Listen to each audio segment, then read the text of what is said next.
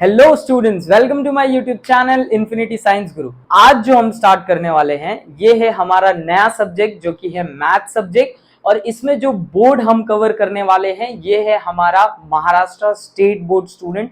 और यहाँ जो हम क्लास टारगेट कर रहे हैं वो 11th स्टैंडर्ड का क्लास है। और आज जो हम स्टार्ट करने वाले हैं वो मैथ्स 2 का चैप्टर नंबर 1 स्टार्ट करने वाले हैं जो है कॉम्प्लेक्स नंबर। तो वीडियो स्टार्ट करते हैं स्टूडेंट। वीडियो स्टार्ट करने से पहले अगर आपको मेरे लेक्चर समझेंगे और अगर आपको लगेगा कि मैं कुछ नए टेक्निक या नए तरीके से कुछ पढ़ा रहा हूं तो वीडियोस को आप लाइक कर देना, फ्रेंड्स के साथ शेयर कर देना और हाँ जाने से पहले सब्सक्राइब कर देना। तो स्टार्ट करते हैं स्टूडेंट। ये कॉम्प्लेक्स नंबर, ये वर्ड कॉम्प्लेक्स नंबर में जब भी बोल रहा हूं तो सबसे पहले हमें स्टूडेंट क्या समझना है, हमें समझना है नंबर। ये नंबर क्या होता है। तो अगर स्टूडेंट देखा जाए तो अपने 8, 9, 10th क्लास के बारे में अगर देखा जाए तो आपने नंबर्स के बारे में ऑलरेडी पढ़ा हुआ है। जब हम नंबर्स बोलते हैं तो बहुत सारे नंबर्स हैं। नंबर देखा जाए तो कौन से नंबर्स है, तो ये हम थोड़े बेसिक्स चीजों को समझ रहे हैं। जैसे आपने देखा होगा कि आपके पास इवन नंबर्स हैं, ठीक है। इवन नंबर्स 2, 4, 6, 8 ये सारे नंबर्स होते हैं। फिर आपने देखा होगा ऑड नंबर्स, तो ऑड नंबर स्टार्ट होते हैं 1, 3, 5, 7 ये सारे नंबर्स आपने देखे होंगे। वी हैव इंटीजर, ठीक है, इंटीजर भी है। इंटीजर आप कैसे देखते हो, आप नंबर लाइन पे देखते हो, ये 0, यहाँ पे 1, 2, 3, ये side -1, -2 and so on till infinity. So in integer we have 3 kinds of number. We have a negative number, 0 and the positive number. ये चीज हो गए। फिर उसके बाद आपके पास प्राइम नंबर है, ऑड, इवन, नेचुरल नंबर्स हैं, होल नंबर्स हैं। अगर नेचुरल नंबर देखा जाए तो नेचुरल नंबर आपका स्टार्ट कहां से होता है, नेचुरल नंबर आपका 1, 2, 3, 4 ऐसे स्टार्ट होता है। जब हम होल नंबर पे बात करेंगे तो होल नंबर्स कौन से होते हैं, जो कि 0 से स्टार्ट होता है। ये हो गया आपके होल नंबर्स। इसी तरीके से बहुत सारे नंबर्स आपने देखे, ये सब आपने 8, 9, 10th क्लास में ये सारे नंबर्स के बारे में आपने स्टूडेंट समझा होगा। बट यहां पे एक नया नंबर है जिसे हम क्या बोल रहे हैं, कॉम्प्लेक्स नंबर। अब ये वर्ड कॉम्प्लेक्स नंबर मतलब ये क्या बताने की कोशिश कर रहा है, क्या ये बताने की कोशिश कर रहा है ये एक बहुत ही हार्ड नंबर है? नहीं स्टूडेंट, ये कॉम्प्लेक्स नंबर जब बता रहा है तो ये किसी चीज के बारे में इंडिकेट करेगा। तो ये क्या कॉम्प्लेक्स नंबर है, इसे मैं आपको एक एग्जांपल के तौर पे समझाने की कोशिश करूंगा और ये आपको बहुत इजी तरीके से समझ जाएगा। तो स्टूडेंट यहाँ पे सपोज ये देखो, मैं कंसीडर कर रहा हूं एक इक्वेशन ना। ये इक्वेशन कैसा है, आप लोग ने इक्वेशन के बारे में बहुत पढ़ा होगा, which is x² + 1 = 0। So this is a equation. अब when you see this equation you cannot see the solution of that equation।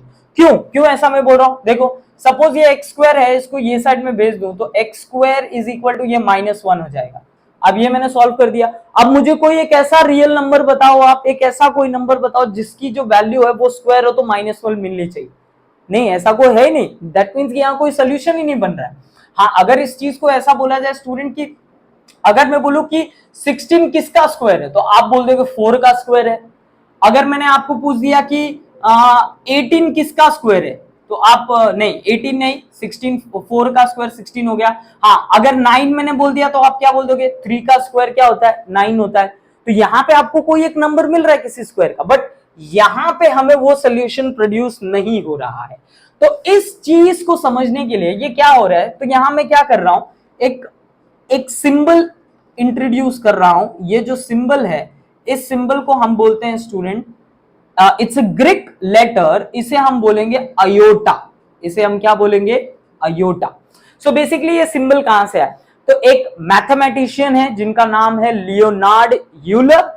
इन्होंने इस सिंबल के बारे में फाइंड किया और इन्होंने बताया कि हम ये जो रियल सेट ऑफ नंबर्स जो यहाँ पे मिलते हैं, जैसे 16 का स्क्वायर 4 होता है, 9 का स्क्वायर 3 होता है, इसी तरीके से बहुत सारे जो नंबर्स हमें मिल रहे थे स्क्वायरिंग, इस केस में हमें वो चीज नहीं मिल रहा है। तो उन्होंने इस नंबर सिस्टम को और एक्सपांड करने के लिए उन्होंने एक और नंबर निकाला जिससे उन्होंने नाम दे दिया as a complex number. But यहाँ पे कुछ उन्होंने सिंबल्स भी इंट्रोड्यूस किए। तो जैसे यहाँ ये जो सिंबल यूज किया है, this is a small I student. आप बोलोगे सर ये तो आई है, इसे सिंबल क्यों बोला गया? बेसिकली उन्होंने उस टाइम पे इसे आई की तरह इंडिकेट किया और इसका नाम उन्होंने दे दिया है अयोटा। तो यहां क्या हो जाएगा कि सपोज इस x को रिप्लेस कर दिया जाए i के साथ में, तो i स्क्वायर की जो वैल्यू आपको मिल रही है वो क्या मिल रही है, -1। स्क्वायर को उस साइड भेजा जाए या squaring on both the side किया जाए, तो आपको आई की जो वैल्यू मिलेगी वो वैल्यू हो जाएगी √-1। अब आपको यहां पे ये ध्यान देना है कि जब ये मैथमेटिशियन जो यूलर थे, लियोनार्ड यूलर थे, इन्होंने आई को जब स्टूडेंट वैल्यू पूछा गया तो आई की वैल्यू क्या हो गई, आई की वैल्यू -1 हो गई। बट ये आई है क्या, हमने तो देख लिया कि that's a symbol, that symbol basically indicate the letter, it's a Greek letter, that's the iota here. But the point is that कि जब हम आई के बारे में बात कर रहे हैं तो इसे स्टूडेंट उन्होंने नाम दे दिया इमेजिनरी नंबर, और I can say the imaginary unit, इसे दे दिया उन्होंने इमेजिनरी नंबर और इन्होंने दे दिया उसको इमेजिनरी यूनिट, मतलब आई स्टैंड्स फॉर इमेजिनरी नंबर। तो अब स्टूडेंट यहां पे जो हमारा स्टार्ट होता है वो है हमारा इमेजिनरी नंबर। तो ये इमेजिनरी नंबर क्या है, इसको सबसे पहले हम समझ लेते हैं, ठीक है। तो ये क्या इमेजिनरी नंबर है, तो बेसिकली यहां पे देख लिया कि ये जो इमेजिनरी नंबर है या इमेजिनरी यूनिट है, इस चीज को तो हमने यहाँ पे इंडिकेट कर दिया। बट यहाँ पे इमेजिनरी नंबर के डेफिनेशन को अगर समझा जाए तो ये क्या होगा, अ number to the form, a number to the form, now which form, that is bi, now this is the form bi where b belongs to real number and b should not equal to 0, and here I is nothing, that's the imaginary number। इसको हम क्या बोलेंगे, imaginary number और the imaginary unit। imaginary number के तौर पे अगर कुछ एग्जांपल्स देखे जाए तो यहाँ पे क्या हो जाएगा, जैसे 5i, it's a imaginary number। जैसे मैंने बोल दिया 2/7i, ये फ्रैक्शन में है, still it is a imaginary number. तो यहाँ पे अगर समझो कि √-25 आया, तो देखो इसको क्या कर सकते हैं स्टूडेंट, अगर मैं रूट के अंदर 25 इंटू -1 करूं तो √-1 क्या होता है, √-i होता है। 5 रूट के बाहर निकलेगा, 25 रूट के बाहर निकलेगा तो क्या हो जाएगा, 5 हो जाएगा। तो 5i भी हमारा क्या है, इमेजिनरी नंबर ही है। तो यहाँ पे इमेजिनरी नंबर का कॉन्सेप्ट हमने समझ लिया। अब हमें इसके बाद समझना है एग्जैक्टली जो हमारा चैप्टर का नाम है, जिसे हम बोलते हैं यहाँ पे कॉम्प्लेक्स नंबर। अब ये कॉम्प्लेक्स नंबर क्या है, इसे हमें समझना है।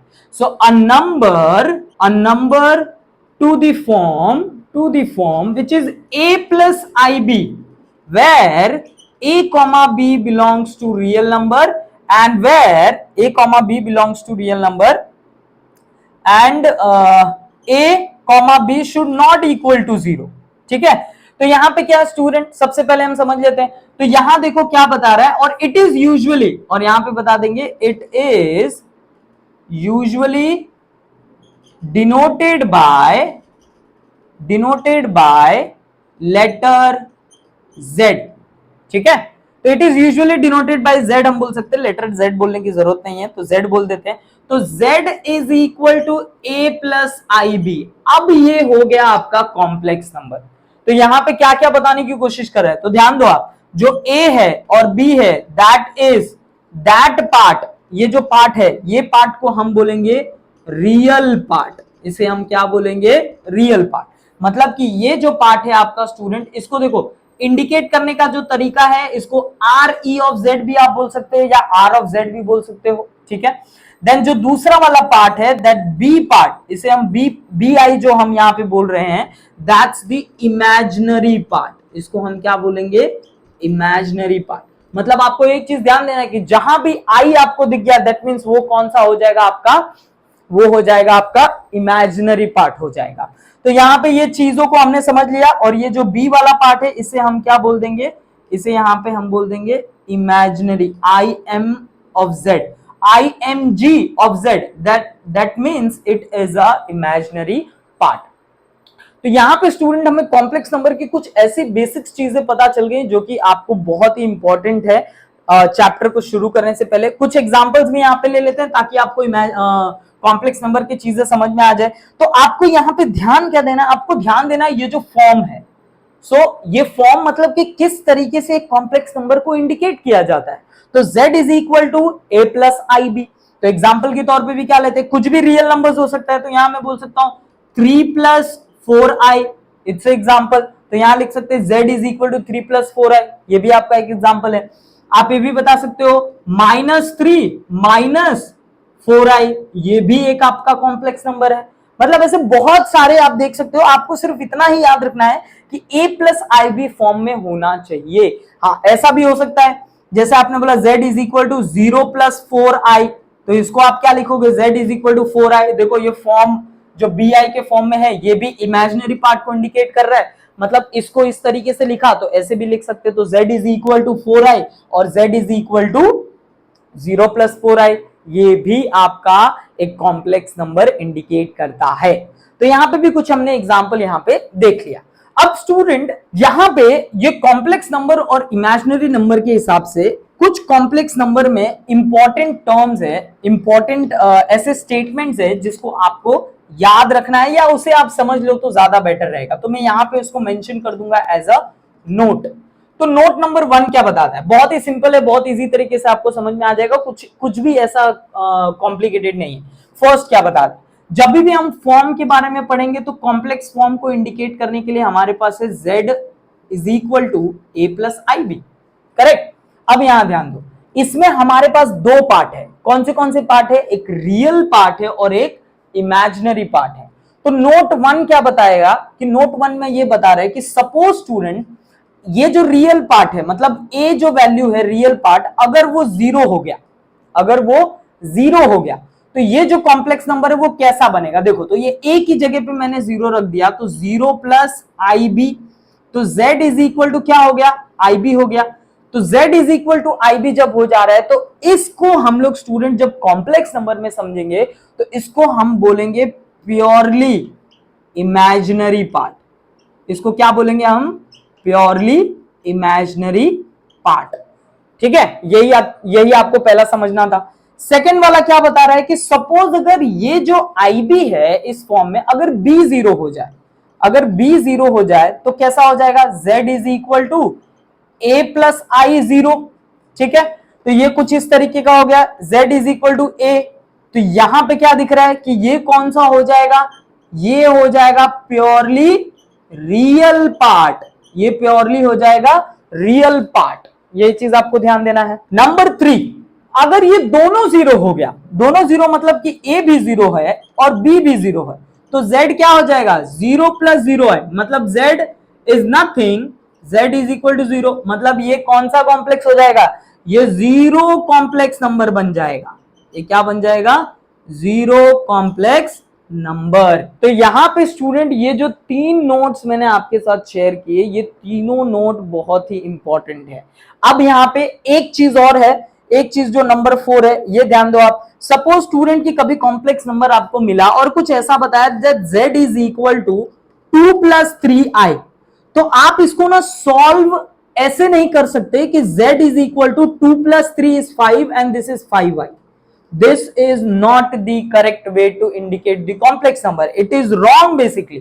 आप रियल नंबर और इमेजिनरी नंबर को ऐड नहीं कर सकते, ऐसा रूल है ही नहीं, पहली बात। ठीक है, तो ये जो है, ये चारों नोट मैंने जो आपको दिया है ये कॉम्प्लेक्स नंबर के अंदर इंपॉर्टेंट है, और ये जब हम क्वेश्चन सॉल्व करेंगे तब हमें ये कॉम्प्लेक्स नंबर वाला जो नोट पॉइंट वाला मैंने आपको बताया है तभी हमें काम करेगा। तो यहां पे स्टूडेंट इस वीडियो के अंदर मुझे सिर्फ आपको कॉम्प्लेक्स नंबर का एक इंट्रोडक्शन देना था और कुछ नहीं देना था। नेक्स्ट वीडियो के अंदर हम इसके बारे में और डिटेलिंग पढ़ेंगे और बहुत सारे अलग टॉपिक्स पढ़ेंगे, और साथ ही साथ हम अपने एक्सरसाइज को भी स्टार्ट करेंगे। सो अभी के लिए bye bye student, take care and see you soon.